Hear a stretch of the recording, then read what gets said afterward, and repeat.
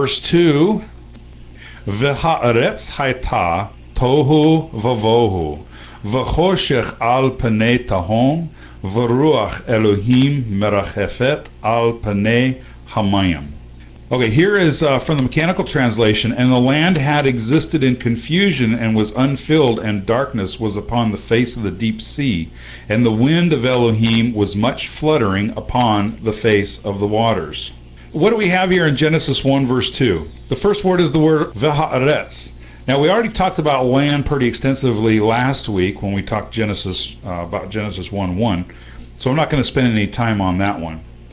The next word is existed, and the land had existed. This is the verb haya, hey, yod, hey.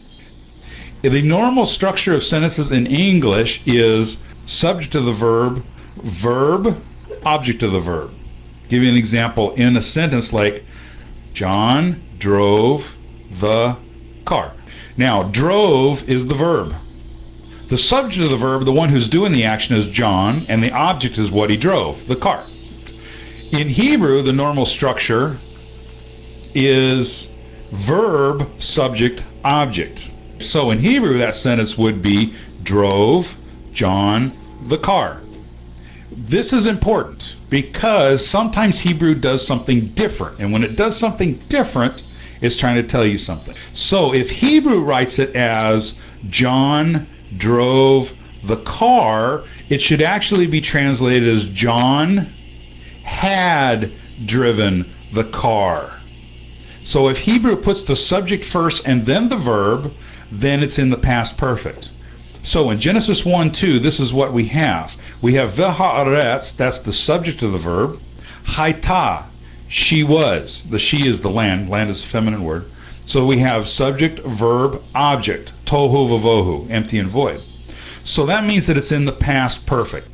So in Genesis 1 verse 2, it's not simply the earth is existing, but had existed.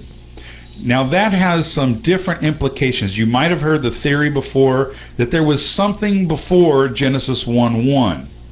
And so what verse 2 is saying is that the earth had existed in confusion and was unfilled. Therefore, that's why God is doing the creation story. What I'm saying here in verse 2, though, is a little bit different than that theory. Now, I'm not saying that theory is not true. I don't think what the Hebrew is trying to say here.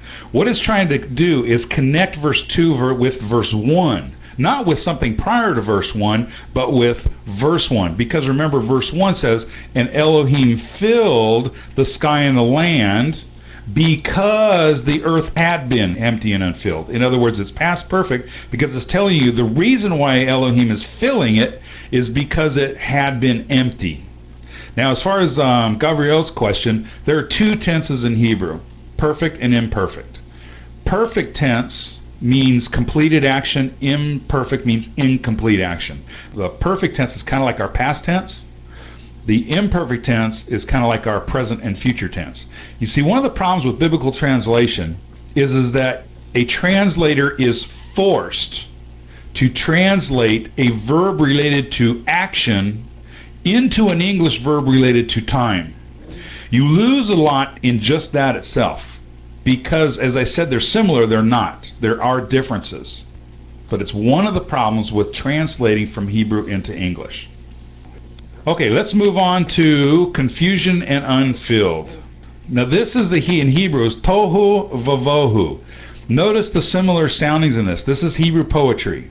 Genesis chapter 1 is not a scientific dissertation of the creation of the heavens and the earth.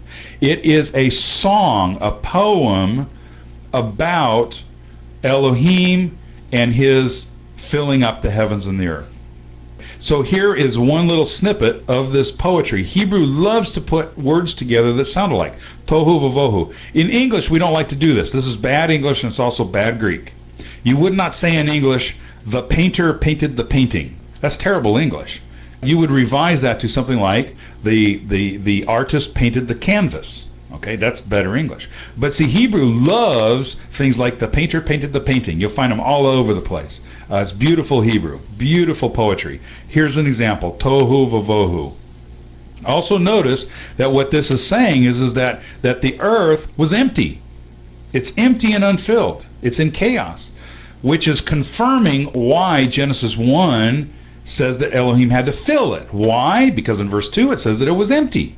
Makes sense. You've got something empty, you got to fill it up.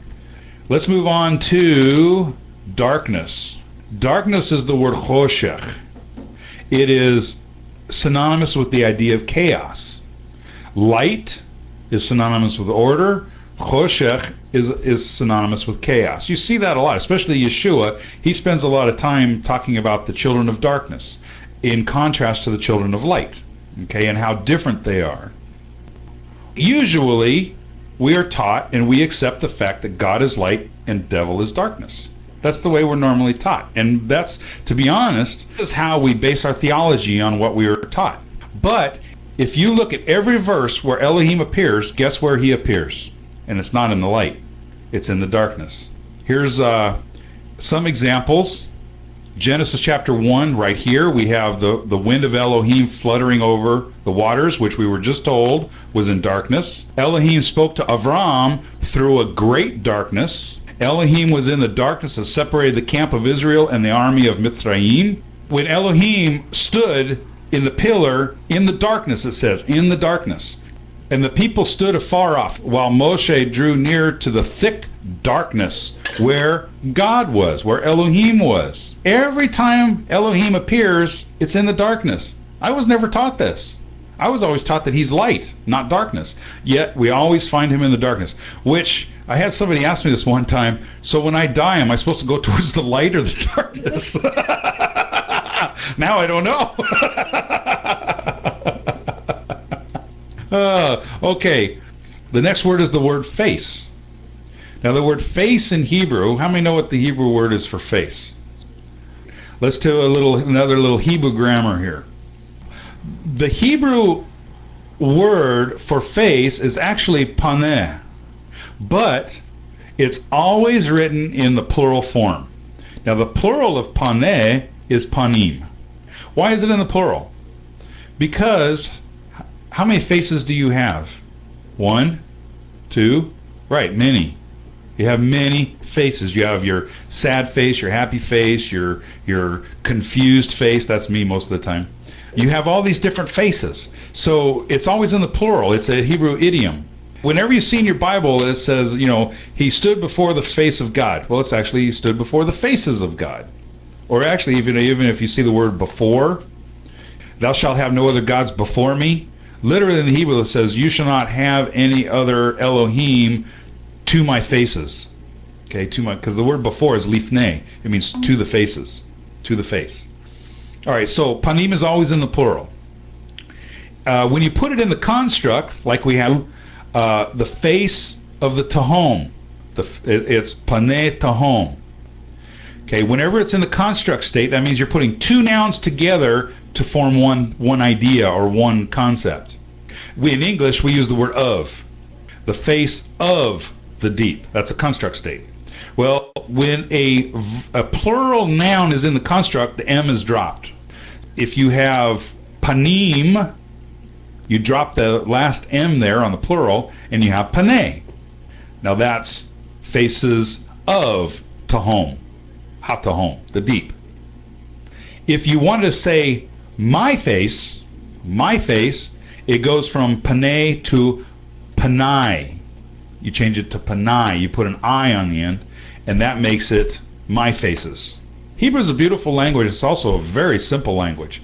It's not as confusing as Greek in any way, shape, or form. Paneh, the word for face, is the origin word pane, like a window pane, the face of the window. Okay. Question. When you are reading without vowel pointings, how do you know if it is paneh or panai? Context. Context will tell you.